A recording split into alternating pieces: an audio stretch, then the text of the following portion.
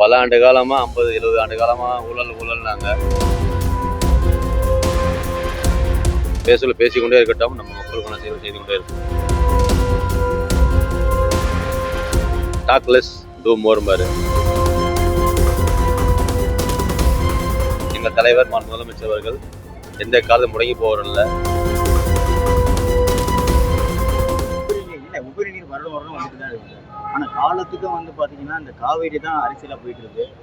தாவிக்கும் அப்படிதான் போயிட்டு இருக்கோம். ஆனால் திமுக மேலே தான் எப்பவுமே குறை சொல்லிட்டு அதுக்கான தீர்வு கிடைக்குமா? அப்படி கிடையாது. ஜென்ரலாக ஒவ்வொரு பல ஆண்டு காலமாக 50-70 ஆண்டு காலமாக ஊழல்னாங்க. ஊழலில் எதிர்கட்சி வந்தால் இந்த ஆளுங்கட்சி கேஸ் போடுவோம், ஆளுங்கட்சி எதிர்கட்சி கேஸ் போடுவோம், நடந்துட்டு இருக்குது.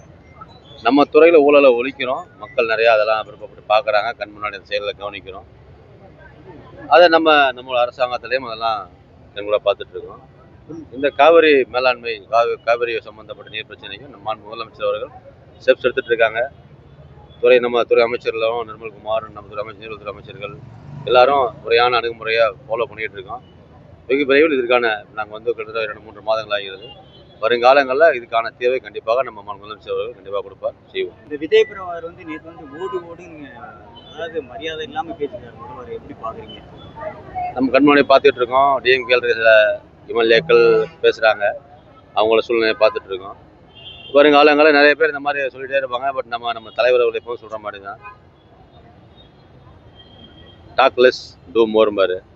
மக்கள் இது மக்களுக்கான மக்களாட்சி. இங்கே மக்களுக்கு என்ன சேவைகள் செய்ய முடியும், என்ன சர்வீஸ் கொடுக்க முடியும், எந்த விதமாக ரிஃபார்ம் பண்ண முடியுங்கிறத மட்டும் யோசித்து அதுக்கு தகுந்த மாதிரி ட்ராவல் பண்ணிட்டு இருக்கோம்.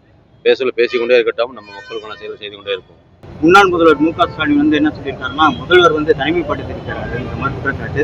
அது இல்லாமல் இன்னொரு சமூக வலைதளம் அது அவரை பற்றி அவர் சொல்லிக்காரு. நினைக்கிறேன் ஓடாதனால தான் முடங்கி அடைக்கிறாங்க சமூக வலைதளம். எங்கள் தலைவர் முதலமைச்சர் அவர்கள் எந்த காலத்தில் முடங்கி போவதில்லை. பல ஆண்டு காலமாக பல பிரச்சனை வரும்போதெல்லாம் 5 ஆண்டுகளுக்கு முன்னாடியே படம் ரிலீஸ் ஆகும், நிறைய பிரச்சனை வந்திருக்கும், உங்களுக்கு எல்லாம் தெரிஞ்சிருக்கும். இதெல்லாம் ஹிஸ்ட்ரி தான். ஒவ்வொரு காலகட்டங்களையும் நம்ம எல்லாம் பார்த்துட்டே இருக்கோம். எதையும் மறைச்சி ஒழிச்சு பண்ணுறது கிடையாது. சமூக ஊடகங்களையும் சரி, மக்கள் மையங்களையும் சரி, எல்லா பிரச்சனைகளையும் கண்கூடாக அனைத்து மக்களும் பார்க்குறாங்க.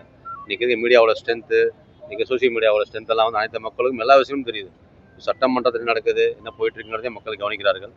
அதே போல் யாரும் ஒளிந்து இங்கே ஓடி விழவில்லை. எல்லாரும் மக்களுக்கான பணிகளையும், மக்களுக்கு என்ன வேலை, என்ன ஒர்க் பண்ணணும், எப்படி செய்யணும், பட்ஜெட் செஷன் கூட 5 ஆரம்பிக்குது. அதுக்கு என்னென்ன திட்டங்களை கொடுக்கணும், அந்த திட்டங்கள் எப்படி மக்களுக்கு முறையாக போய் சேர வேண்டும், ஒவ்வொன்றையும் ஒவ்வொரு துறைகளிலும் சார்ந்த ஒவ்வொரு அமைச்சர்களும் எல்லா அமைச்சர்களும் ஒருமித்த கருத்தாக முதலமைச்சருக்கு கொடுத்துருக்கோம். அவரும் கோரிக்கைகளை ஏற்று ஒவ்வொன்றையும் ஒர்க் பண்ணிட்டு இருக்காரு. ஒர்க் பண்ணிக்கிட்டே இருக்கோம். செயல்முறைகளை கண்கூட பார்க்க முடியும். மக்கள் நிறைய பேர் குடும்பங்கள் நிறைய பேர் தனியா பிரிஞ்சிருக்காங்க, நிறைய பேர் அப்ளை பண்றாங்க. ரொம்ப காத்து நிறுத்தி வைக்கல.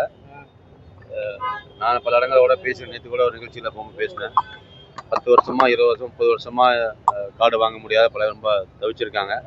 அவங்கெல்லாம் கூட நம்ம அந்த மாதிரி காரணம் பிடிக்கிறதுல எந்தெல்லாம் முறையான டாக்குமெண்ட் இருக்கோ, யாருக்கெல்லாம் வீட்டுக்கு முகவரிக்கு அட்ரஸ் ப்ரூஃப் இருக்குது, ரெண்டல் அக்ரிமெண்ட் இருக்குது,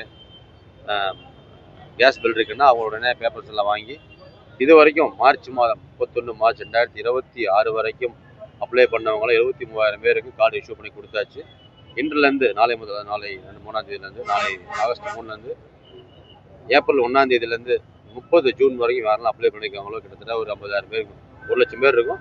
அதில் அவங்களை ஸ்க்ரூட்டினி பண்ணி வெரிஃபை பண்ணுறதுக்கு 50,000-60,000 கார்டு ப்ராக்ரஸில் இருக்குது. அது வருங்காலங்களில் உடனடியாக ஏற்பாடு பண்ணி கொடுத்துருவோம். அது ஃபேஸ் பேனர் முதல்ல மார்ச் வரைக்கும் அப்ளை பண்ணி எல்லாத்தையும் லிஸ்ட் எடுத்து கொடுத்தாச்சு. இப்போது ஏப்ரல்லேருந்து ஜூன் வரைக்கும் முன்னான அப்ளிகேஷன்லாம் ஸ்க்ரூட்டினி பண்ணி இன்ஸ்ட்ரக்ஷன் பண்ணி வேலை போயிட்டு இருக்கு. அதையும் ஒரு வாரங்குள்ள 10 நாளுக்குள்ள இஷ்யூ பண்ணி கொடுத்துருவோம். அதுக்கப்புறம் ஸ்டெப் பை ஸ்டெப்பாக அப்ளிகேஷன் சப்மிட் பண்ண உடனே ஒரு வாரத்துக்குள்ளேயோ இல்லை 1 மந்த்துக்குள்ளேயோ குயிக்கஸ்ட் வேலை ப்ராசஸ் பண்ணி வருங்காலங்களில் உடனடியாக கொடுத்துருவோம்.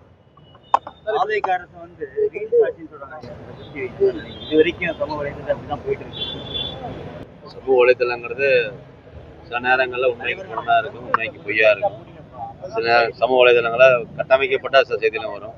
நம்ம அதெல்லாம் புறந்தள்ளி விட்டு இன்னைக்கு அமைச்சர்களும் முதலமைச்சர்களோட திட்டங்களை மக்களுக்கு கொண்டு சேர்ந்து வேலை செய்வோம்.